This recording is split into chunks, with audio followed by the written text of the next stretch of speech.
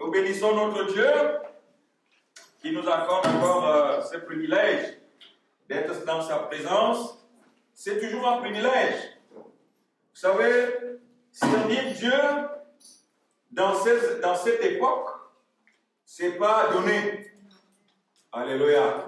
Cela n'est pas donné. Il faut une bonne dose de grâce de la part de notre Dieu.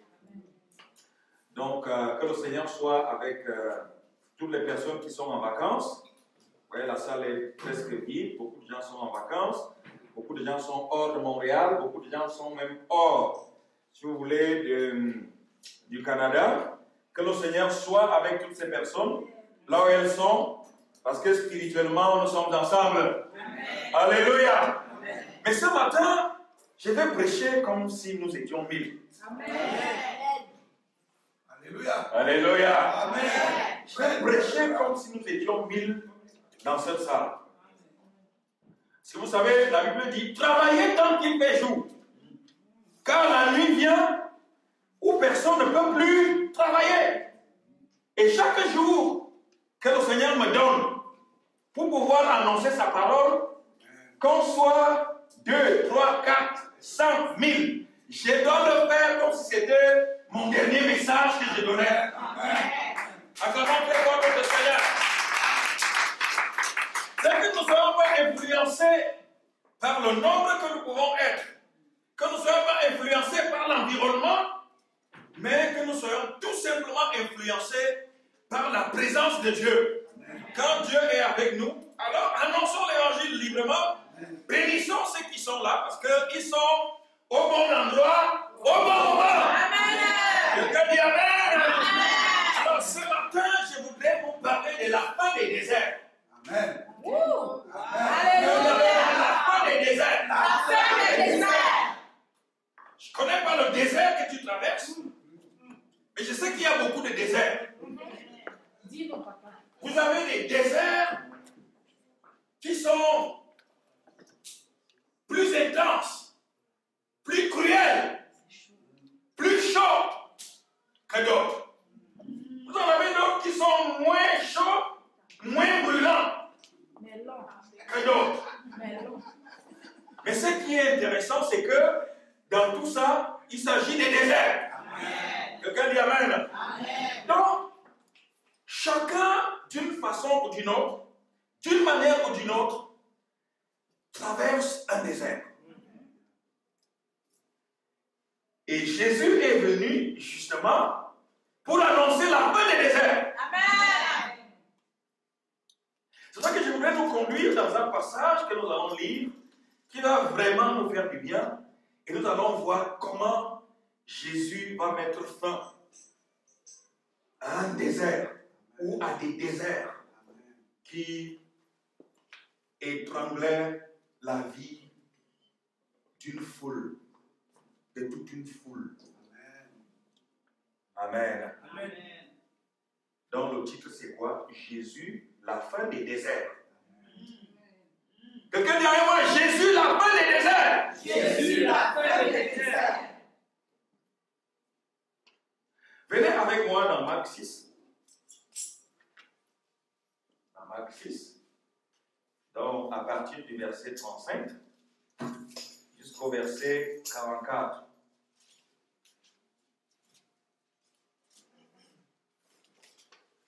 Louise. Comme l'heure était déjà avancée, ses disciples s'approchèrent de lui et dirent, écoutez très bien.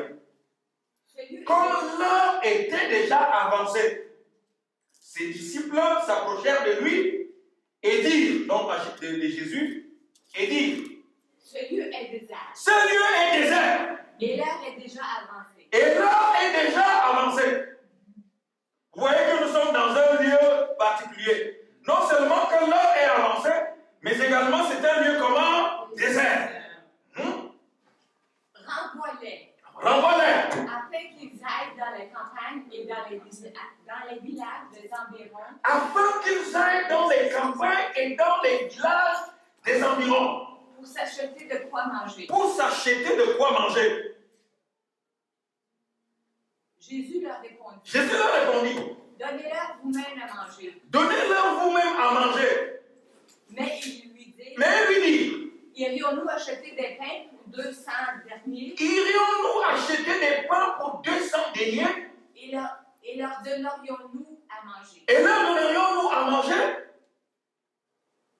Et il leur dit, combien avez-vous de pain? Combien avez-vous de pain? Allez voir. Allez voir. Ils s'en assurèrent et répondirent. Ils s'en assurèrent et répondirent. 5 et 2 poissons. 5 et 2 poissons.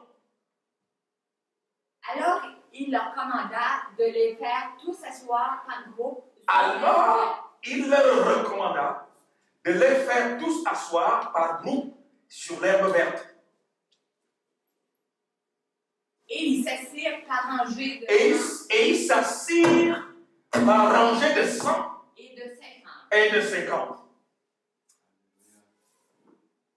Il prit les 5 pains et les 2 poissons et, levant les yeux vers le ciel, il rendit grâce. Il prit les 5 pains et les 2 poissons et, levant les yeux vers le ciel, il rendit grâce. Puis il rompit les pains. Puis il rompit les pains. Et les donna aux disciples. Et les donna aux disciples. Afin qu'ils les distribuassent. À la foule. Il partagea aussi les 2 poissons entre eux. Et il partagea aussi les 2 poissons entre tous. Tous mangèrent et furent rassasiés. Tous mangèrent et furent rassasiés où dans le désert. Et l'on emporta 12 paniers pleins de morceaux de pain. Et l'on emporta 12 paniers pleins de morceaux de pain. Et de ce qui restait des poissons. Et de ce qui restait des poissons. Ceux qui avaient mangé les pains étaient 5000 hommes. Ceux qui avaient mangé les pains étaient 5000 hommes. Aussitôt après, il obligea ses disciples. C'est bon, on va s'arrêter là. Donc, ceux qui avaient mangé les pains étaient 5000 hommes. Acclamons très fort la parole de notre Seigneur. Frères et sœurs, je parle des déserts. De Jésus comme la fin des déserts. Qu'est-ce qu'un désert? Un désert, ou le désert, c'est un lieu où il n'y a pas de vie. C'est un lieu hostile. Le désert est un lieu où il n'y a pas de précipitation. C'est un lieu où rien ne pousse. C'est un lieu qui n'est pas peuplé. Le désert, c'est un lieu aride. C'est un lieu difficile en termes de conditions de vie et d'existence.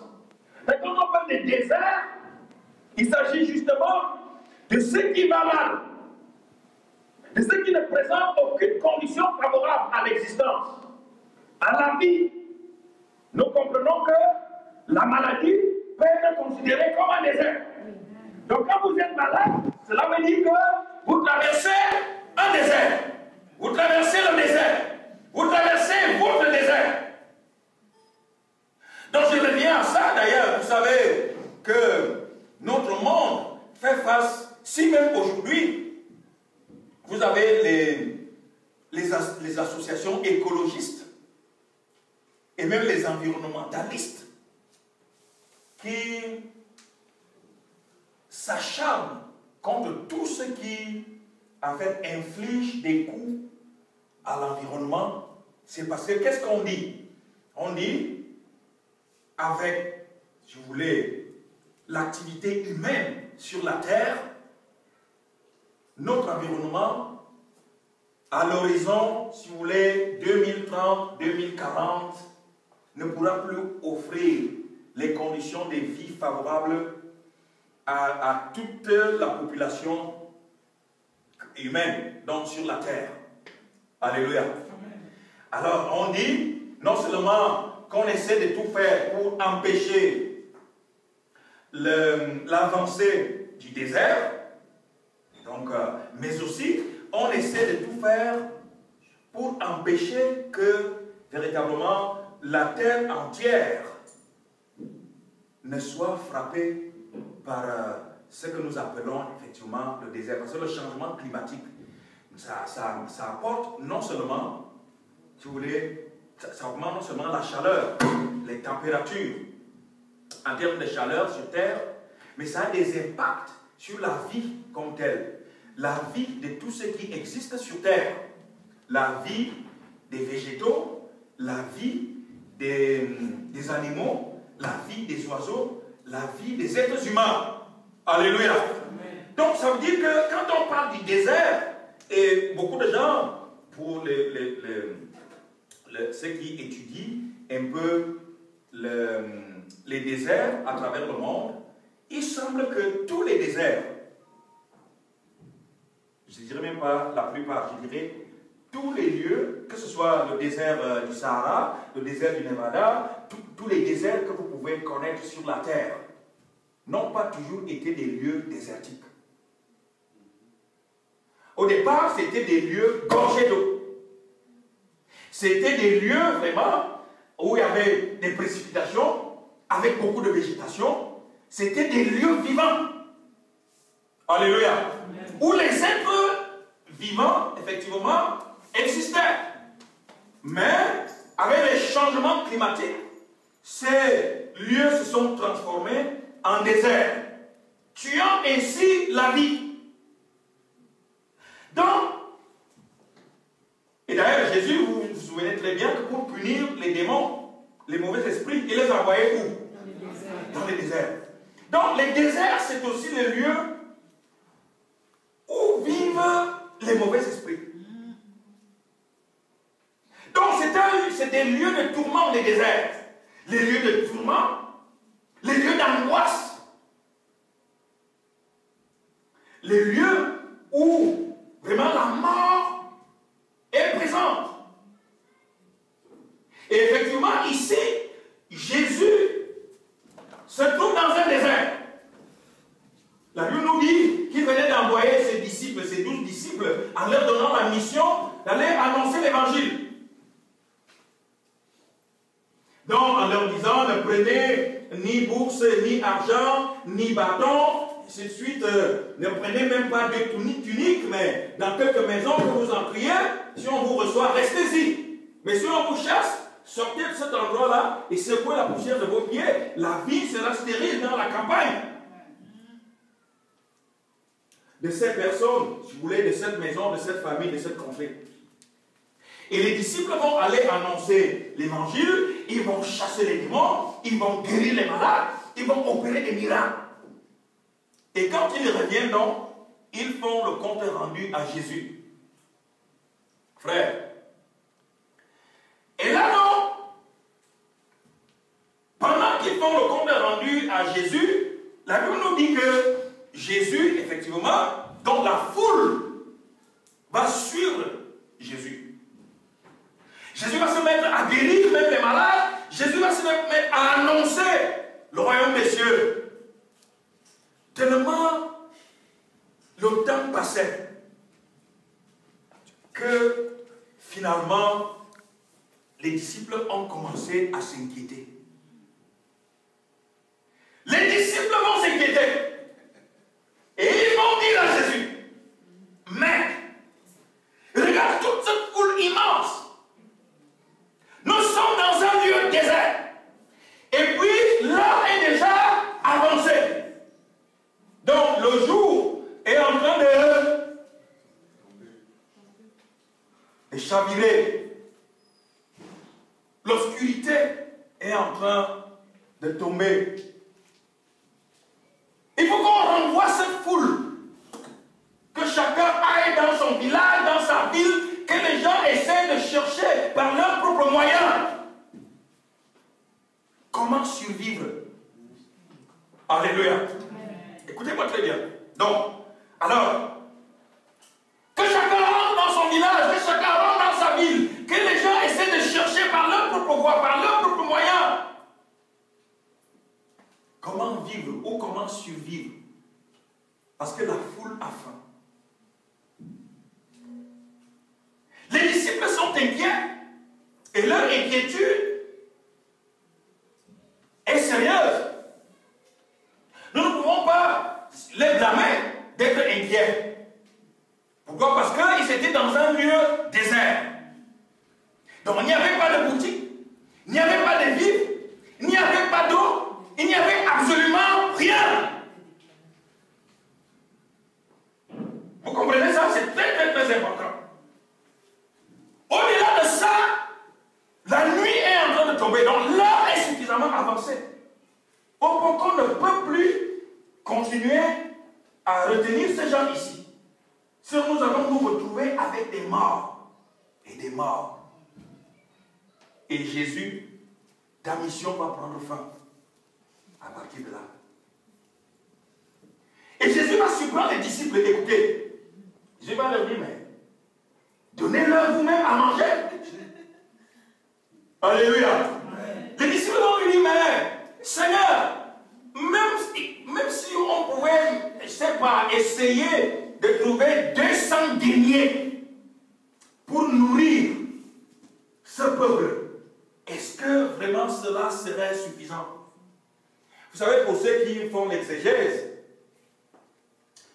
à cette époque-là, un seul denier était l'équivalent du salaire journalier d'un ouvrier. Quelqu'un dit Amen. Donc, en calculant ça, on se rend compte que les disciples disent à Jésus, même s'il faut 8 mois de salaire, alléluia, 8 mois de salaire ne seront pas suffisants pour pouvoir nourrir toute cette foule. Amen. Et sachez que la Bible nous dit que c'était 5000 hommes. Mais ceux qui font de la recherche, parce qu'on n'a pas compté les femmes et les enfants. Donc alors, ceux qui font de la recherche là-dessus démontrent qu'il y avait au moins 20 000 personnes à cet endroit. Alléluia.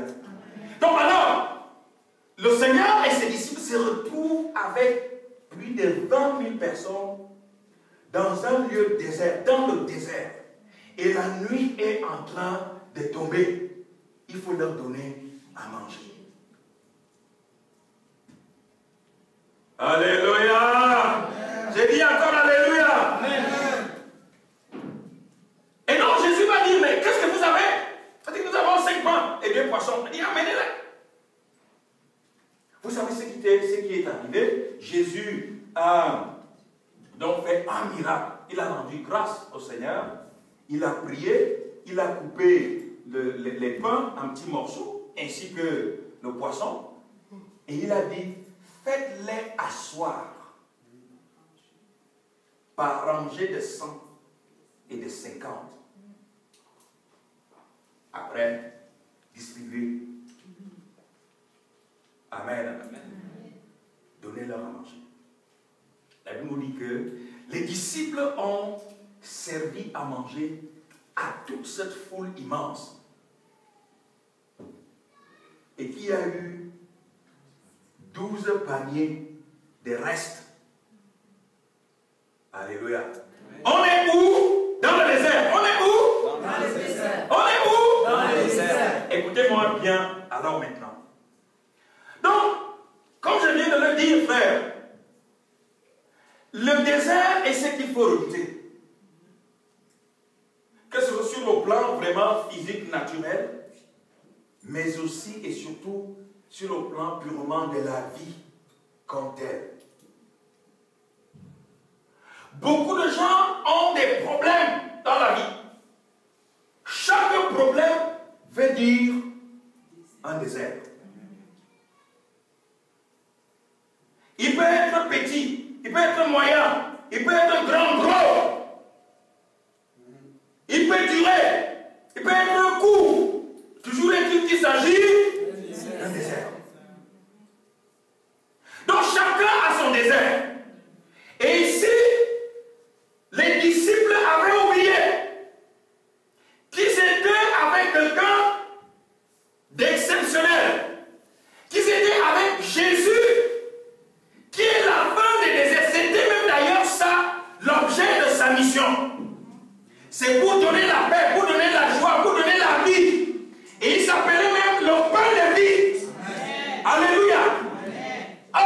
Écoutez-moi bien. Les disciples qui étaient avec Jésus étaient déjà des prédicateurs. Ils étaient déjà comment? Ils étaient des prédicateurs. Parce qu'ils chassaient déjà les démons. Ils annonçaient le royaume. Mais jusque-là, ils ne comprenaient pas que quand on est avec Jésus, quel que soit le désert sera transformé en oasis. Ça nous arrive, frère. Même parfois les prédicateurs, parfois les pasteurs, à coup de moyens, à coup d'idées, au lieu de mettre toute la confiance en Jésus, on envoie encore les fidèles pour aller chercher eux-mêmes leur propre moyen, leur propre chemin, leur propre voie. Et c'est exactement ce que les disciples ont fait. En envoyant la foule dans les villages et les villes des environs pour que chacun essaie de chercher quoi manger. Alors qu'ils sont avec celui qui donne à manger. Ils sont avec celui qui délivre. Ils sont avec celui qui bénit. Ils sont avec celui qui leur fait. Ils sont avec celui qui transforme les vies. Ils n'ont pas compris ça, frère, c'est ça. Comprenons très bien, beaucoup de gens sont avec Jésus. Mais en même temps, ils cherchent la solution par leur propre moyen, par leur propre intelligence, par leur propre sagesse. Jésus de Nazareth, quand vous le rencontrez, c'est la fin des déserts. C'est la fin de votre désert. Le désert peut tuer. Le désert peut être gros, immense. Mais ce n'est qu'une question de temps. Quelqu'un dit amen.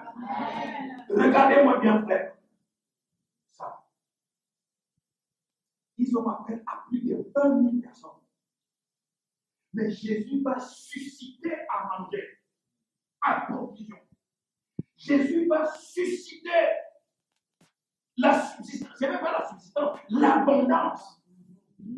Au point que plus de 20 000 personnes vont manger et en avait eu le reste.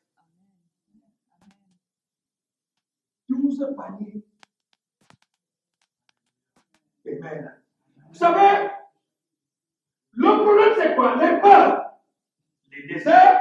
Le désert, vous voulez, sème la peur, sème l'effroi, sème l'inquiétude. Quand vous traversez un désert, qui plus est quand l'heure est avancée, ça veut dire. Quand l'heure est avancée, ça veut dire quoi? Ça veut dire que, certainement, ça fait longtemps que vous essayez de vous en sortir. Ça fait longtemps que vous courez après une chose. Ça fait longtemps même que vous priez. Ça fait longtemps que vous avez essayé de trouver la solution au problème. Mais ça dure. Le temps passe. Les jours passent. Les semaines passent. Les mois passent. Les années passent. Donc, l'heure avance. Généralement, c'est ce qui arrive. Je prends l'exemple des femmes, des hommes, des célibataires en général. Lorsque vous n'arrivez pas à trouver votre âme sœur, souvent les hommes ou même les célibataires arrivent à faire des choix. J'appelle ça, si vous voulez, des choix extrêmes, des choix kamikazes.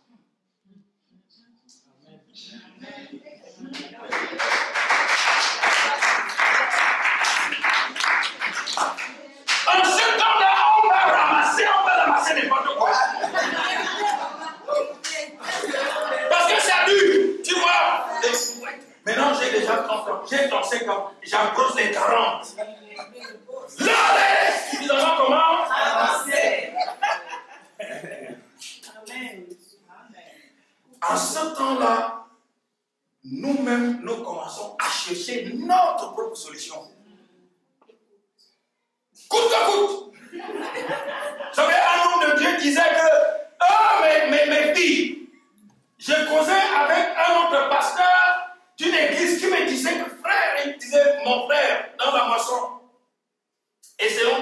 encadrer, de bien enseigner nos filles à l'église.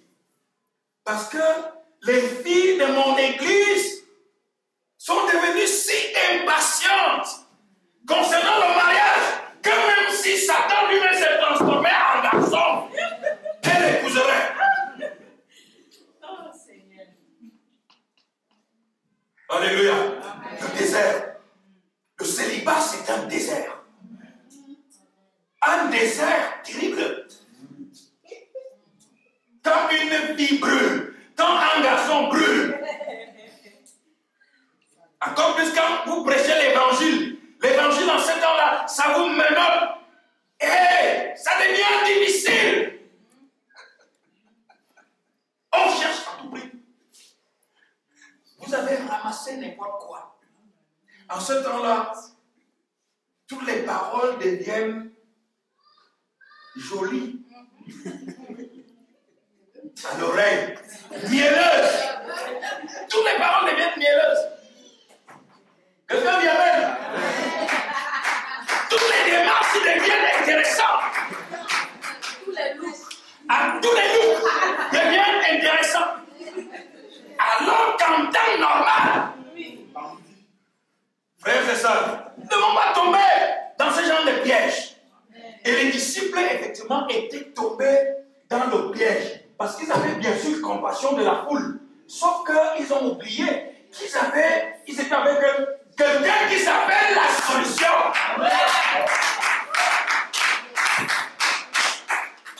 Non, les problèmes peuvent tirer, mais tant que Jésus ne s'est pas encore levé, ça durera. Mais quand il va dire, trop c'est trop, qui avait montré c'est trop, il va se lever et il mettra pas à ton désert. Et quand Dieu qui met un terme à tous les déserts, même si l'heure est avancée, même si la nuit est en train de tomber, je ne connais pas ton désert, je ne sais pas ce que tu traverses actuellement, comme problème, comme souci, je ne connais pas tes projets. Mais tout ce que je sais, c'est que même si l'heure est avancée, Jésus s'appelle la fin des déserts. Quelqu'un dit amen.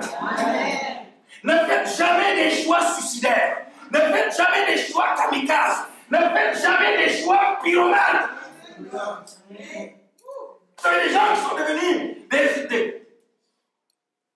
des hommes de Dieu et des femmes de Dieu pyromanes. C'est-à-dire, tellement dépassés par les événements. Moi, je ne parle plus. Même aujourd'hui, dans le corps de Christ, vous avez des hommes et des femmes de Dieu dont l'évangile se retourne contre leurs propres frères et contre leurs propres sœurs. Alléluia. On dit, on revient vraiment aux fondamentaux de l'évangile. Non. Parfois, des hommes de Dieu qui traversent un désert dans leur ministère, ils en ont après les hommes de Dieu qui ont des ministères prospères. Amen. Amen. Acclamons le Seigneur. Vous avez un ministère prospère comme le mien. J'ai un ministère prospère. Amen. Au travers de moi, Dieu a changé la vie de beaucoup de personnes. Dieu a donné un sens à la vie de beaucoup de personnes. Au travers de moi, Dieu a touché les vies. Dieu a changé les vies. Au travers de moi, Dieu a donné la joie, la paix dans les familles. C'est ça un ministère prospère. C'est comme il y avait. Mais souvent, les hommes de Dieu qui ont des ministères déserts, au lieu de s'adresser à celui qui met pas au désert, ils retournent leur ministère contre leur collègue.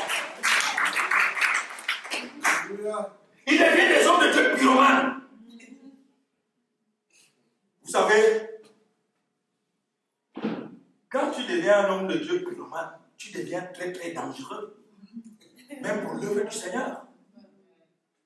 En ce temps-là, ça ne sert même plus à rien de vous confier les responsabilités spirituelles.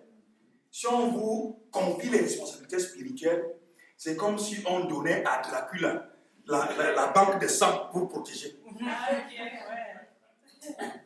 Vous comprenez ça? Alléluia! Vous savez que Dracula a vu du sang. Hein? Mais vous lui confiez encore la banque de sang. Pour faire comment? Pour protéger la banque de sang.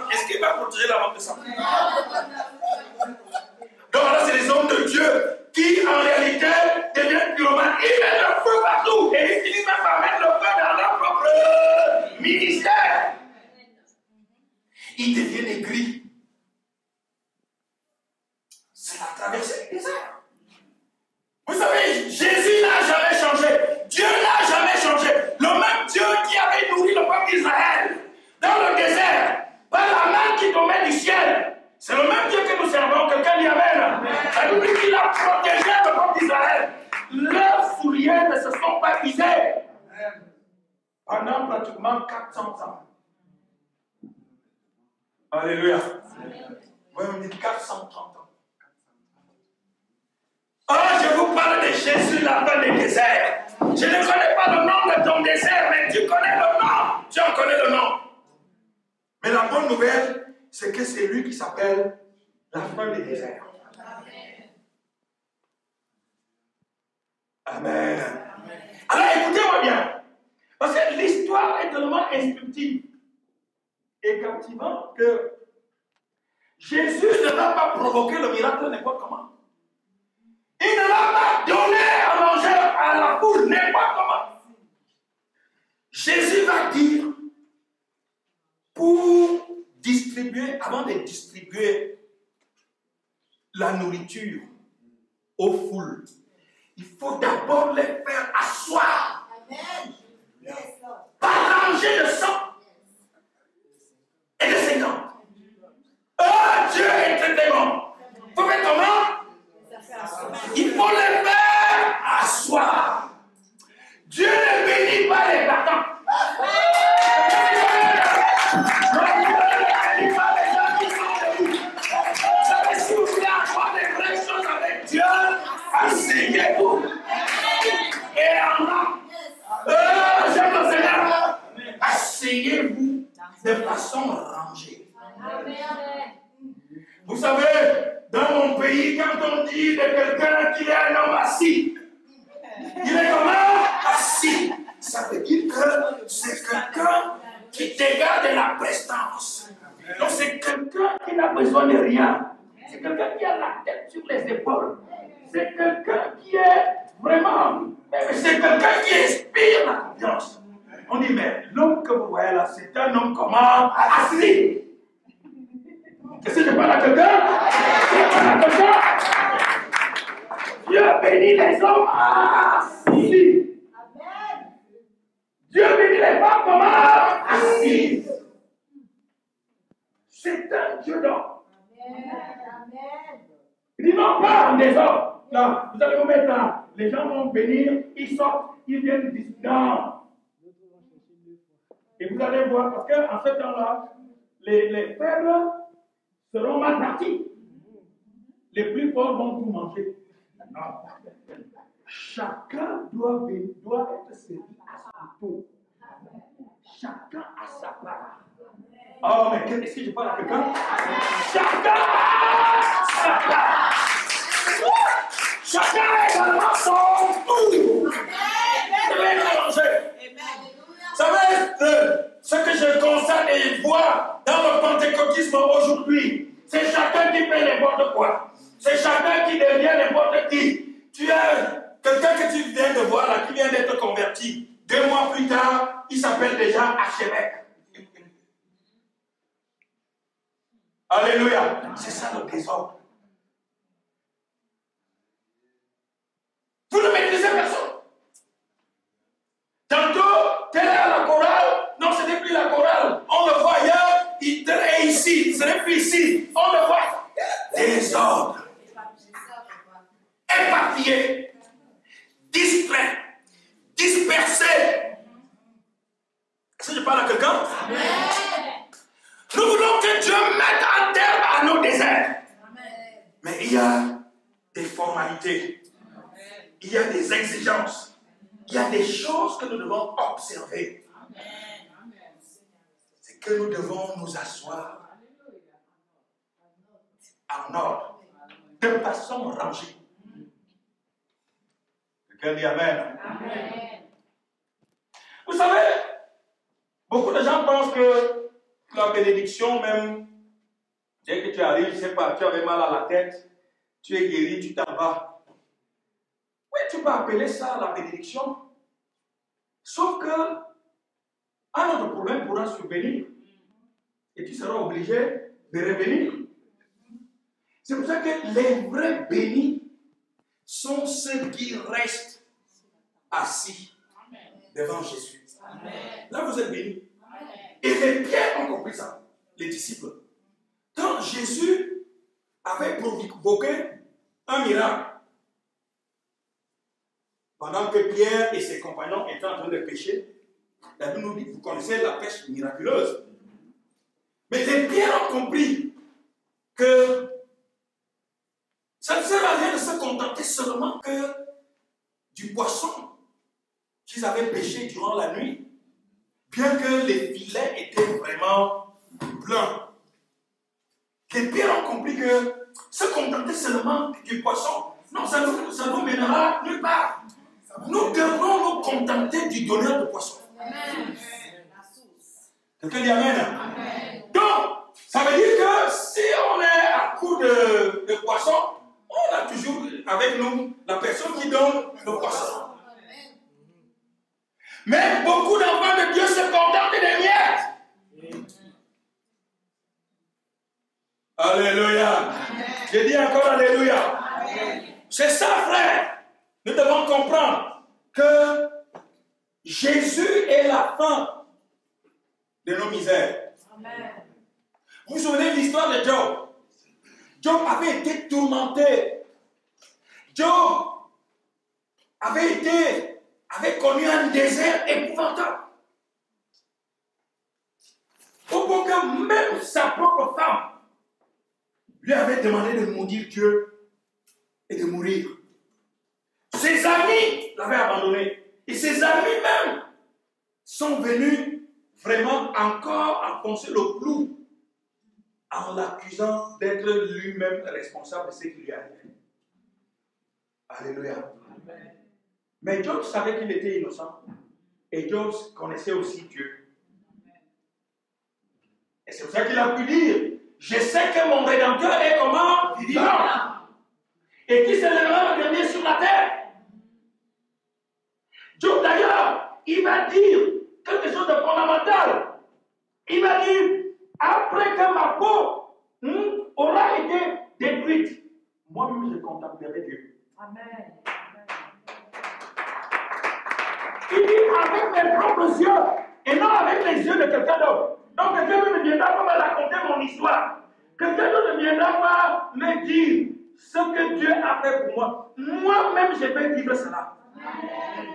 Frères et sœurs, ne laissez pas qu'on reste parler de vous seulement quand vous serez déjà mort. Ayez une expérience spirituelle intense pendant que vous êtes encore vivant. Amen. Qu'on parle de vous pendant que vous êtes encore vivant. Et les gens viendront vous voir pendant que vous êtes encore comment? Vivant. Comment seulement qu'on reste dire, mais la fille là vraiment, elle a résisté jusqu'au bout. Mais elle croyait quand même. Résister jusqu'au bout veut dire manifester la gloire du Seigneur pendant que vous êtes encore vivant. Quelqu'un dit Amen. Mais je ne sais pas, même si le désert que tu traverses a la superficie du désert du Sahara, le désert du Nevada, tous ces déserts que vous pouvez connaître, sachez que Jésus transforme les déserts en oasis. Amen. Là où il n'y avait pas de nourriture, Jésus a suscité la nourriture pour nourrir plus de 20 000 personnes. Amen. Frères et sœurs, il arrivera des moments où tout le monde pourra désespérer à votre sujet. Mais tant que Jésus est avec vous, amen, il mettra fin à votre désert. Sinon, vous semblez. C'est pas bien. C'est ça. Le but de l'évangile, c'est ça. C'est parce que Dieu a vu comment la terre entière était dans un désert. Et Jésus est descendu du ciel pour transformer les déserts en oasis. Ton désert sera transformé en oasis au nom de Jésus. Vous pouvez être à la recherche d'un emploi, des mois, des années, ainsi de suite. C'est un désert. Quand il y a même le chômage, c'est un désert. Et souvent, si vous perdez le nord, on va vous proposer des choses que vous allez faire juste pour travailler. Je connais des personnes qui n'étaient pas, par exemple, homosexuels. Tout simplement parce que, à force de chercher du travail sans trouver, on lui propose d'aller faire des choses qu'il ou qu'elle n'était pas supposé faire, juste pour avoir de l'emploi. Donc on corrompt son âme pour travailler. Ça, ce n'est pas une bénédiction. Amen. Ce n'est pas une bénédiction. Parce que si tu es béni sur fond de regret, ce n'est pas une bénédiction. C'est-à-dire quand tu restes tout seul là, tu pleures sur ce qui t'arrive. Vous savez, quand vous êtes dans le désert, comme nous l'avons dit, est hostile. C'est vraiment dur, tout est dur là, mais ne perdez pas espoir. Sachez que Jésus est avec vous. Amen. Quand il va se lever, il va transformer votre désert en oasis. En étant d'eau douce, au nom de Jésus, la végétation va pousser. Les précipitations, si vous voulez, frères et sœurs, vont tomber. C'est ça Jésus, c'est ça l'espoir. C'est ce que Jésus fait dans les vies. Amen. Aujourd'hui, et je vais d'ailleurs terminer par là, vous venez de voir quelque chose. Ce que Jésus va faire, et c'est vraiment intéressant, c'est que Jésus va nourrir toute la foule. Parce qu'il était ému de compassion pour cette foule-là. Il n'a pas fait la part des choses pour dire, mais au milieu de cette foule, est-ce qu'il y a vraiment des gens qui vont me suivre? Est-ce qu'il y a vraiment des gens qui vont faire ceci ou cela? Jésus a regardé le besoin. Quelqu'un dit Amen. Ça, on va développer ça une autre fois. Mais je suis en train de tracer une piste là, d'ouvrir une piste. C'est que Jésus va nourrir toutes les foules. Et on n'est pas sûr que toutes ces foules l'ont suivi après. Non. Parce que si toutes les foules qui suivaient Jésus étaient devenues vraiment chrétiens là, donc toutes les personnes, tous les hommes et toutes les femmes qui suivaient Jésus étaient devenus ses disciples, aucune armée, les pharisiens n'auraient pas pu véritablement tuer Jésus. Quelqu'un dit Amen. C'est-à-dire, toute la Palestine entière, tout Israël entier se serait levé contre les pharisiens. Mais c'est juste, c'était quelques personnes qui finissaient par s'attacher à Jésus clairement et complètement. Amen. Amen. Qu'est-ce que je vais dire? Parce que nous allons clôturer cet enseignement dimanche prochain. Ça veut dire que nous devons aussi changer de langage. Parce que nous, chrétiens, ce que nous avons l'habitude de faire, c'est que avant d'appeler la puissance de Dieu dans la vie d'une personne, nous demandons d'abord à la personne de laisser, d'abandonner sa religion et de suivre Jésus. C'est pas évident. C'est pas comment? C'est pas évident. Je me souviens de ma propre expérience. Moi, je ne suis pas allé à l'église parce que je voulais changer de religion. Écoutez-moi très bien. Je ne suis pas allé à l'église parce que je voulais changer de religion. Non. Personne ne va à la rencontre de Jésus parce qu'il va changer quoi? De religion. Vous savez, la religion fait partie de la culture d'un peuple. Ça, vous l'avez depuis votre enfance et vous ne pouvez pas l'abandonner du jour au lendemain. Quelqu'un dit Amen. Amen. Moi, je suis allé parce que j'étais comment? Guéri. Si quelqu'un me disait même, pour que tu puisses être guéri, abandonne ta religion, je ne comprenais pas ce que cela veut dire. Moi, je savais que tout ce qui n'est pas de ma religion d'origine s'appelle secte et c'est pernicieux. Là, je commence là un enseignement qui va nous éclairer, frères et sœurs. Parce que Jésus n'a jamais été extrémiste. Jésus n'a jamais été, il n'a jamais été fanatique de son propre discours. Il n'a jamais été intégriste. Il n'a jamais été zélote. Qu'est-ce qu'un zélote? Un zélote, c'est un ardent défenseur d'une cause. au prix du sang, en manipulant l'épée et les armes, pour amener tout le monde à adhérer à sa cause. Quiconque dit non est tué. Les Barabbas étaient de ceux-là, parce que Barabbas était un zéro. Amen. Jésus dit, je me tiens à la porte de chez Frère, si quelqu'un entend ma voix et ouvre, j'entrerai chez lui, je souperai avec lui et lui avec moi. Par contre, les extrémistes, qu'est-ce qu'ils font? Les fanatiques, qu'est-ce qu'ils sont? Les intégristes, c'est qu'en fait, ils cassent la porte. Ils font comment? Ils cassent la porte. Ils menacent tout le monde. Ils brandissent l'épée ou l'arme. Allez, donne ta vie à Jésus. Change de religion. Rejoins notre religion. Sinon, tu vas mourir. Non, Jésus ne faisait pas comme ça. Alléluia. Non, Jésus, le christianisme est une religion de paix. Quelqu'un dit Amen. C'est ça que Jésus pouvait rencontrer 10 lépreux. Il va les guérir tous. Il ne va pas leur dire, mais si je vous guéris, est-ce que vous allez me suivre? Vous voulez que je vous guérisse? Vous voulez que je vous purifie? Vous voulez que je vous guérisse de votre lèvre? Mais je vous pose une condition. Est-ce que vous allez me suivre après? Si vous dites oui, là, je vais vous purifier. Mais non! Jésus va d'abord les purifier parce que c'est ça le but. Jésus a un problème avec la maladie. Jésus a un problème avec les souffrances de la terre. Et c'est contre ça qu'il est venu. Quelqu'un dit Amen. Il va les guérir tous. Vous allez voir, 9 vont partir avec la guérison. Ils ont tous été guéris. Mais 9 vont partir avec quoi? La guérison. Mais un autre va venir et il va s'attacher à Jésus.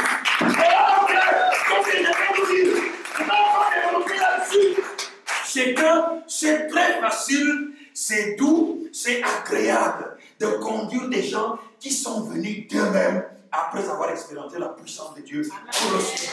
C'est facile. Mais nous-mêmes, les pasteurs, nous sommes devenus des intégristes, nous sommes devenus des fanatiques, nous sommes devenus même des fondamentalistes. Nous sommes devenus des kamikazes aussi. Allez, donne ta vie à Jésus. Si tu ne donnes pas ta vie à Jésus, je ne prie pas pour toi. Ainsi, nous avons beaucoup de chrétiens qui le sont par force.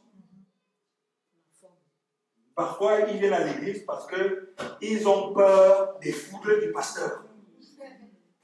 Ils viennent à l'église parce qu'ils ont peur de quoi? Des foudres du pasteur. Et un christianisme qui est annoncé, qui opère comme ça là, c'est un faux christianisme. C'est pour ça que nous avons beaucoup de faux chrétiens. Vous savez, et je termine par là, quand Pierre s'est rendu compte qu'il avait affaire au Seigneur Jésus, il a laissé le poisson et les filets. Il s'est agenouillé devant qui? Agenouillé devant Jésus en signe d'adoration. Et Jésus pouvait facilement lui dire, viens, suis-moi, je ferai de toi pécheur d'homme. Est-ce que Pierre avait quitté Jésus un seul instant jusqu'à la fin? Hein? Mais vous allez voir à d'autres endroits, oh Seigneur, je te suivrai! Jésus va dire, les renards ont des tanières, les oiseaux ont des nids, le Fils de l'homme n'a même pas où reposer sa tête. Montrer que ce n'est pas comment facile. Est-ce que je parle à quelqu'un? Est-ce que je parle à quelqu'un? C'est très important, frère. Ne posez aucune de ces conditions-là. Si quelqu'un vous dit, Jésus est venu pour tout le monde, Jésus est mort pour tout le monde, les miracles sont réservés même pour les gays. Les miracles sont réservés, si vous voulez, à toute personne. Il suffit seulement de croire que Jésus soit capable de faire quelque chose. C'est pour ça que Jésus, quand il arrivait quelque part, il guérissait d'abord les malades, lui il partait. Et d'autres revenaient sur leur et disaient, mais comme ce type qui m'a guéri là, et c'est exactement ce qui m'est arrivé. Moi j'ai été guéri, après donc je me suis dit, il faut que je comprenne exactement le principe. Mais si on me disait, avant de te guérir, il faut d'abord quitter ta religion. Et c'est pour cela, frères et sœurs, que les gens hésitent. Vous avez des gens qui souffrent de cancer, qui ont des problèmes de santé, de maladies, tout. Mais parce qu'ils ne sont, et ces gens ne sont pas chrétiens, ils pensent que quand on les a enviés d'ici, on va leur imposer notre religion. Et ils restent avec leur maladie, alors que la guérison est également pour ces personnes. Le Père Amen. Alors donc, dimanche prochain, je vais nous prêcher sur la foi sans frontières. Ça va être ça le titre. La foi, le sans-frontiérisme spirituel. C'est de ça, frère. C'est de ça que nous allons parler dimanche prochain. Et je vous dis donc, frère, amenez-moi ici dimanche des gens qui appartiennent à notre religion. Quelqu'un dit Amen. Jésus est mort pour toutes ces personnes. Ces gens ont droit à la guérison. Ces gens ont droit à la délivrance. Ces gens ont droit à tout ce que Jésus donne. Sans condition. Alléluia. J'ai dit encore Alléluia. Amen. Ce décide, frère, vous allez voir dès que vous invitez quelqu'un à l'église.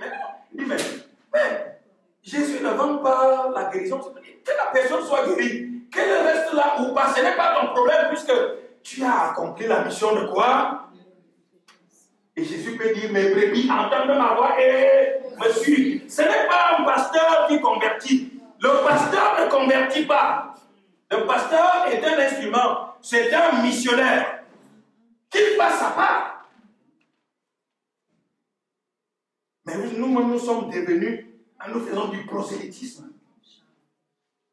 Et les gens ne veulent pas nous côtoyer parce que tout le temps nous voulons leur imposer. Ce n'est pas facile d'imposer votre propre vision du monde aux autres personnes. Mais non. Parce que quelqu'un qui a été élevé dans quelque chose dont il sait que c'est la vérité.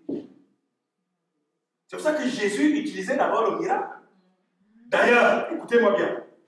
Quand, je termine par là, quand Nicodème va aller rencontrer Jésus, il ne va pas lui dire que tu es un docteur venu de Dieu parce que tu prêches bien. Non, parce que lui, c'était un grand prédicateur dans les synagogues. Il va lui dire que tu es un grand docteur parce que personne ne peut faire les miracles que tu fais. C'est sur le terrain des miracles. Ce n'est pas sur le terrain de la parole. Alors vous avez quelqu'un qui est malade.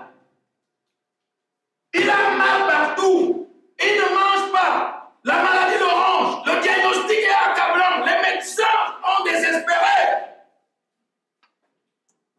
Vous restez là longtemps. Il faut d'abord répéter. Il faut d'abord faire telle chose. Il faut d'abord, non frère, prononce le nom de Jésus sur la personne. Amen. Dès que la personne est guérie, mais le nom même là, il faut que j'essaie de comprendre ce que signifie ce nom. Amen. C'était, Jésus n'a jamais posé de condition à qui que ce soit pour le guérir. Quelqu'un dit Amen. Amen. Donc la guérison est pour tout le monde. Et c'est ça que vous voyez aujourd'hui, dès que vous voyez quelqu'un qui, on te dit peut-être c'est un homosexuel, tu dis, lui il n'a pas besoin de Jésus. Non. Tu vois quelqu'un qui appartient à une autre religion, tu dis, lui, cette personne n'a pas besoin de Jésus. Non. Jésus est venu pour guérir toutes sortes de maladies. Amen. Et les maladies n'ont pas de frontières. Dis-moi, quand on dit que quelqu'un souffre du cancer, on va te dire que c'est comme ça que les cancers qui attaquent les chrétiens se manifestent. C'est comme ça que les cancers qui attaquent les musulmans se manifestent. Non. Cancer égale cancer. Si je parle à quelqu'un, donc frère, nous allons clôturer cet enseignement. J'ai commencé là dimanche prochain. Donc, invitez n'importe qui. Chacun a droit. Alléluia. Amen. À l'expérimentation de la puissance de Dieu, chacun doit mettre fin à ses déserts. Alléluia. On va se mettre debout, s'il vous plaît. Merci. Parce que tu nous as enseigné ce matin concernant les déserts que nous pouvons traverser. Les déserts, Seigneur, sont les soucis, les problèmes, les échecs, les difficultés que nous rencontrons, Seigneur, tout au long de notre parcours terrestre. Et tous les déserts, Seigneur, ne se ressemblent pas. Tous les déserts ne s'équivalent pas, Seigneur. Chacun a effectivement son désert ou ses déserts. Ce matin, Seigneur, nous prions afin que le Saint-Esprit commence déjà à opérer pour mettre un terme à ces déserts au nom puissant de Jésus. Amen. Et que nous puissions tous savoir que quelle que soit l'étendue du désert, quelle que soit l'aridité, Seigneur, du désert, quelle que soit la ténacité du désert, quelle que soit la chaleur du désert, ô notre Dieu, tu es là pour le transformer en oasis.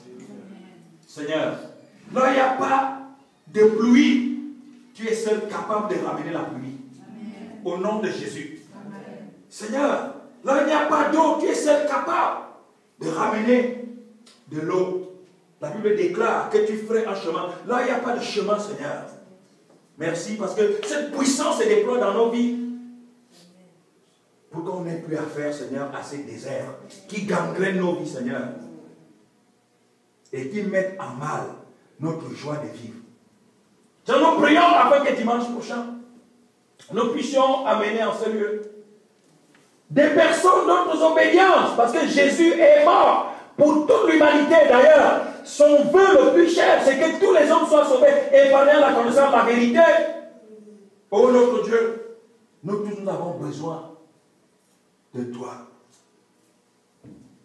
Nous n'avons pas cédé, Seigneur, au ravage de la maladie, au nom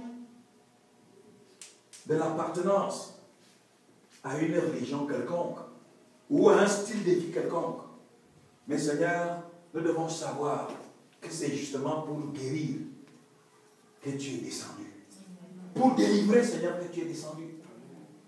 Pour rassurer, pour fortifier, pour renouveler, que tu es descendu, Seigneur. Que cette onction repose sur nous.